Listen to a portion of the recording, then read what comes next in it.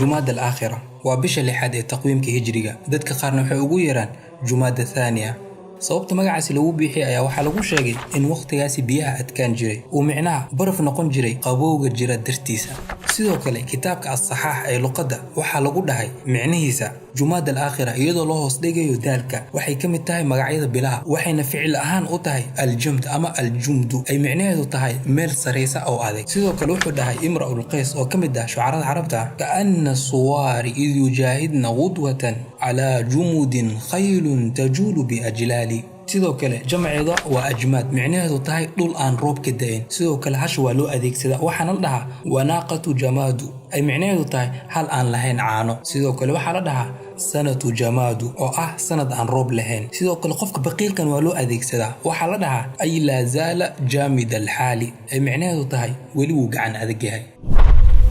dhacdooyinka ugu waaweyn ah xasuusan karno bishaani waxa kamid ahaayeen afarta Jumada al-Aakhira 885 kuna beegan 11 Agoost 1480 miilaadiyada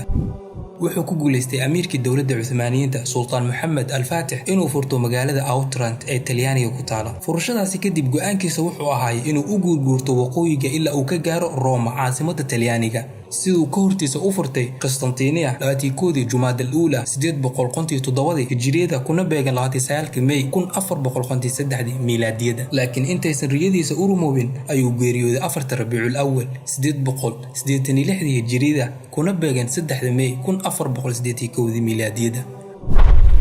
afarta Jumada al-Aakhira 1382 kuna beegan mid miilaadiga 2 November 1962 waxay ahayd markii ugu horeysay ee lagu dugtay salaadii jimcaha jaamic Katshawa ee Algeria ku yaalay wuxuuna ahaa jimcii ugu horeysay ee lagu dugtay kadib 100 sano uu gumeystay Faransiiska u bedelay masjidkaasi kaniisad shantii Jumada al-Aakhira sanadka 986 hijriyada kuna beegan 9 Agoost 1578 miilaadiyada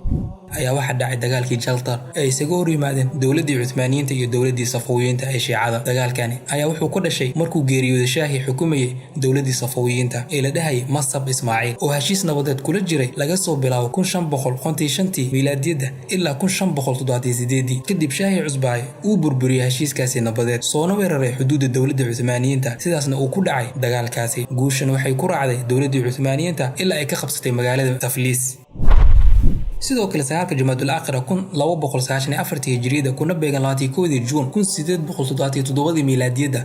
waxaa dhacay dagaal ay isaga hor yimaadeen hogaamiyihii dawladda Cuthmaaniyiinta oo hogaaminayay Ahmed Mukhtar Baasha iyo ciidamadii Ruushiyaanka dagaalkaasna waxaa loogu yeeray Halis wuxuuna ka dhacay Anadol ee hadda ah wadanka Turkiya dagaalkaasna waxay guusha ku raacday ciidamadii Cuthmaaniyiinta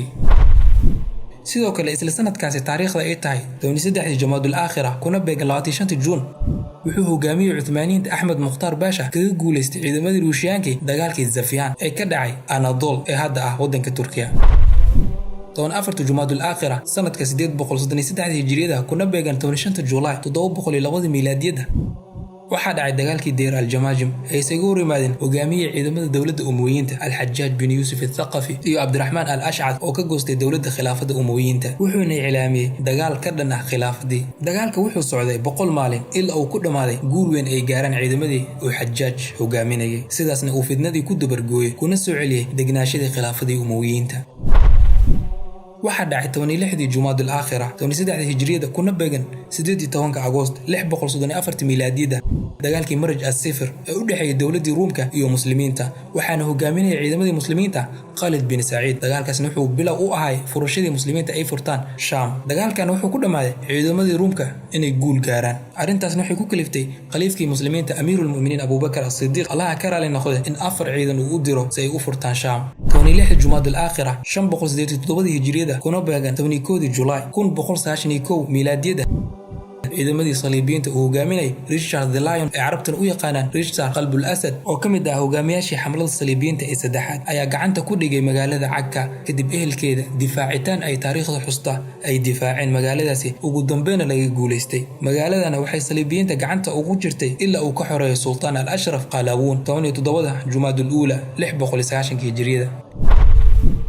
22 Jumaadul Aakhira sanadka 23 hijriyada kuna beegan 23 Agoost 634 miilaadiya amiirka khilaafada dawladda islaamka ayaa waxaa loo doortay khaliifkii caadilka ahaa amiir al-mu'miniin Umar bin Khattab allaha karaale noqde iyadoo waqtigiisa islaamka uu gaaray meel weyn. dawladda islaamkana isku balaarisay magaalooyin fara badan sida Ciraaq, Masar, Liibiya, Shaam, Faris iyo Khuraasaan iyo bariga Anadol ee hadda Turkiga ah iyo koonfurta Armenia iyo Sajistan. waana khaliifkii furtay al-Aqsa waxaana eedo markii ugu horeysay uu islaamka galo meeshaasi. waana khaliifkii burburiyay dawladdii Farisiyiinta waana asaasiyay taqwiimka hijriga ama taariikhda hijriga aan hadda u isticmaali doono barnaamijkan si aan ummadeena u xasuusino taariikhdooda iyo dhaxalkooda ay dad badan u soo halgameen. gaaladana wax walba ay ku bixinayaan si ay ummadeena u ilowsiyaan dhaxalkooda.